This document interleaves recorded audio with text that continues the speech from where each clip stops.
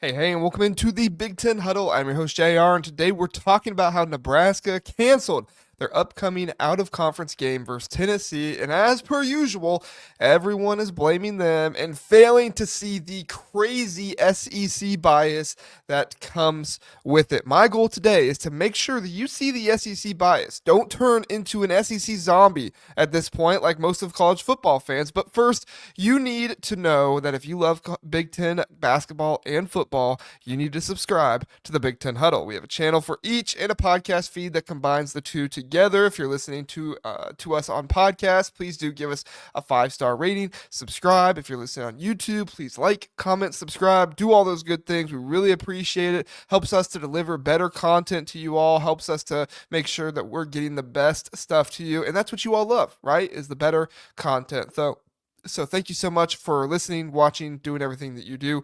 We appreciate it. All right. Let's dive into this Nebraska Tennessee drama of it all, right? So, the big question floating around college football right now is Nebraska afraid to play Tennessee? Well, news broke on Friday, I believe it was around Friday morning, that Nebraska has canceled their 2026-2027 football series with the Tennessee Volunteers, games that were set to have Nebraska hosting in 2026 and then heading to Knoxville in 2027. Naturally, the narrative out there is that Nebraska's ducking the big bad SEC and how great they are. But Tennessee's athletic director, Danny White, even took to X, Twitter, whatever you want to call it, to throw some shade, right? Pete Thamel tweets it out that this is this is happening, yada yada yada, and he comes out and says Tennessee is not, quote, Tennessee is not canceling this series, Nebraska did. We are very disappointed that they didn't want to play these games, especially this close to 2026, end quote. Tough guy, Danny White, right? Watch out. But is it really that simple? Is Nebraska just scared to play Rocky Top? They just scared to go on over there? No, it's not. And let's break it down for you with the facts of what actually happened and what is actually surrounding this story, because I've got receipts from the Nebraska AD Troy Dannen himself. And then we'll talk about why this narrative is dripping with SEC bias and everything else. So first off, why did Nebraska cancel? According to Troy Dannen, this decision, which obviously this can't just get tweeted out in a nice message. You have to actually read for context, which, heaven forbid people have to, read for context about what's going on. This decision is tied directly to the massive Memorial Stadium renovation project. If you haven't heard, Nebraska's planning to make some major upgrades to their stadium, and in 2027 their stadium capacity is expected to be reduced by about 20%. Dannen said the idea of playing 7 games at a 20% reduced capacity in 2027 was going to be a real financial killer, end quote. Think about that for a second, right? Fewer seats means less ticket revenue, and with the new revenue sharing model for student athletes kicking in, athletic departments like Nebraska are scrambling to try and keep the books balanced, try to have as much money for these kids, just like every school is. Like, there's not a school in the country that's like, yeah, we got millions sitting around, who cares, right? Dannon's exact words were, quote, right now, as we try to implement the revenue sharing model and everything else, our eyes first and foremost are focused on, are we going to be able to continue to fund ourselves, end quote. This is math. I'm confident Big Ten graduates can do it, but maybe not the SEC graduates. It's okay, SEC graduates. I'll do my best to slow it down for you. But anyway, what's the solution here, right? Nebraska decided they need 8 home games in 2027 to offset the lost revenue. I'll make this very easy for you SEC bias chuggers out there. 8 games brings in more money than 7 games. That's just the math, okay? That's the math for you. To make it happen, they've already added the Miami of Ohio and Northern Iowa to the 2027 schedule, and they've swapped out Tennessee in 2026 for Bowling Green. Dannen called it a long-term financial play.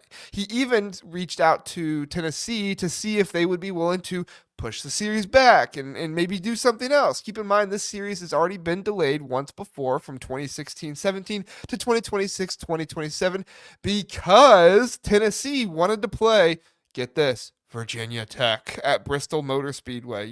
Just the best team that ever that you could play. Get real. Back then, Nebraska was cool with it. They found a replacement in Oregon.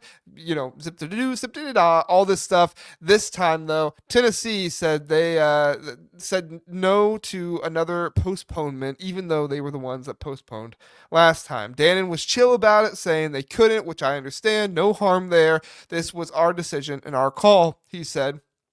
Now let's pause here, though, right? Does this sound like a program that's afraid to play Tennessee?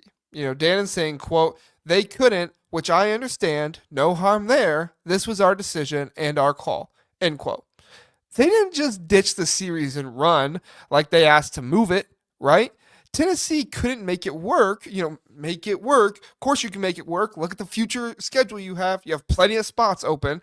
And Nebraska had to prioritize their financial stability, which is even more important today in the age of revenue sharing and everything else. But somehow the narrative has twisted into Nebraska's scared. Meanwhile, Tennessee's AD is out here acting like they're the victims and everything's terrible and everybody's out to get them, despite the fact that they've got their own scheduling quirks. And let's that we need to address here for a minute, right? Let's dig deeper. This isn't the first time this series shifted. As I pointed out earlier, it's not like Nebraska's never faced tough opponents, right? The original contract was set up way back in 2006, and then AD Steve Pedersen, and then it's been a roller coaster ever since when Tennessee needed to move it for that Bristol game, and Nebraska adjusted. They played Oregon instead in 2016 and 2017, and funny enough, they actually did face Tennessee in the 2016 Music City Bowl. You'd think if they were so scared they would just not go home and not even play in the bowl game, but no, they didn't do that, of course. Fast forward to now, and Nebraska's got some legit reasons for trying to move this game that obviously Danny White didn't want to move, so it gets canceled. Dan even said said the extra home game in 2027 will have, quote, a tremendous economic benefit on the Lincoln community, end quote. So this isn't just about football. It's about the bigger picture. But here's where the SEC bias starts creeping in. Danny White's comments about Nebraska canceling, quote, this close to 2026, end quote. Dude, it's February 2025. Does he think it's 2026 right now? We're still over a year and a half away. Nebraska just swapped out those games easy. You can do it too. That's not close in college football scheduling terms. All these schools do like to schedule out super far in advance, but you can still find another team. It's not like you're not going to be able to find a team to come play Tennessee. I guarantee you can find one of your ACC cronies to cancel a game versus the Citadel and come play you instead. And yet, the national media and the SEC fans are eating it up, painting Nebraska as cowards. Why? Because it's easier to dunk on Nebraska, who finally just made a bowl game and won, than it is Tennessee, who's acting like they just are riding high off a playoff appearance where they actually got trounced by a Big Ten team in Ohio State. Remember, they tried to come outside with their shirts off and act all cool and everything, and then they put their shirts on, went back inside, came back out later on, and looked like puppies compared to big dogs on the block. But let's not pretend Tennessee's some scheduling saint here either, right? Look at the broader context. The Big Ten plays 9 conference games. The SEC, they still cling to their 8 conference game schedule, which they think is just the best thing ever. They think it's, this is what saves them from essentially dying on the field because, be too tough to play 9 conference games. That gives them an extra slot to pad their record with a group of 5 or an FCS team like, Cupcake State in November, right before they play their rival game. While the Big Ten teams are slugging it out with each other, Nebraska's 2027 schedule already has 5 home Big Ten games that are considered marquee games. Now, let's flip to Tennessee. What are they up to? Coming up, they've got Syracuse in Atlanta next year, ACC opponent, neutral site. All right, good for you. Then a neutral site game versus West Virginia. Tennessee doesn't have an ACC rival like other SEC teams do. So they're loading up on an SEC matchup against beefing up their schedule outside of the conference slate. Meanwhile, Nebraska's got a home-and-home with Oklahoma lined up in 2029 and 2030, unless Oklahoma wants to find a way out of that one. They've got an SEC team lined up and 9 conference games. Tell me again, who's afraid of who? Here's the kicker. Nebraska just barely made a bowl game this past season in their first in Matt Rule's second year as the head coach there. Tennessee, on the other hand, just made a playoff with what many are calling a weak schedule and is gearing up to do it again. So why is the team that's clawing its way back from mediocrity getting slammed for trying to make the playoffs while the playoff darling that just got trounced in the playoffs gets a free pass? Why is that? That's SEC bias in action, folks. It's ridiculous. It's completely stupid. Like, so is Nebraska afraid to play Tennessee? No, they're not. They didn't go to Tennessee and say, "Oh, sorry, we can't play you." They've got legit logistical and financial concerns, reasons for trying to move the game, and it was Tennessee themselves that said, "Nope, we can't move the game," which ultimately made it have to be canceled. And they even tried to keep the series alive, pushing it back. Do they deserve some of the blame? Sure, they deserve some blame. I'll put it there and say they deserve some blame. Sure, canceling big out of conference games isn't a great look, and Nebraska has done it before.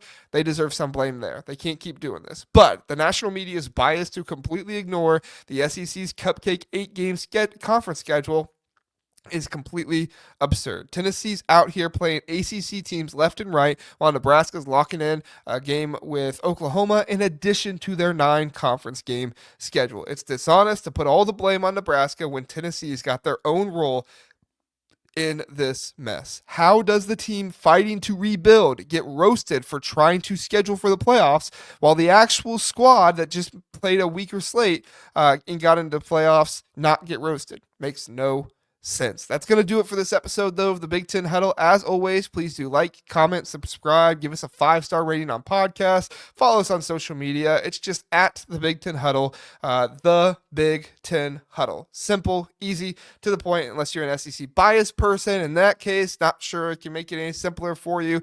You probably need help getting dressed in the mornings as well. Or you're just a Wisconsin and Iowa fan, and if that's the case, you know what? Rivals gonna rivals. I'm not gonna get on rivals for being rivals. It's a beautiful thing in college football. Thanks so much for listening. Thanks so much for watching. I do appreciate it. Have a great day.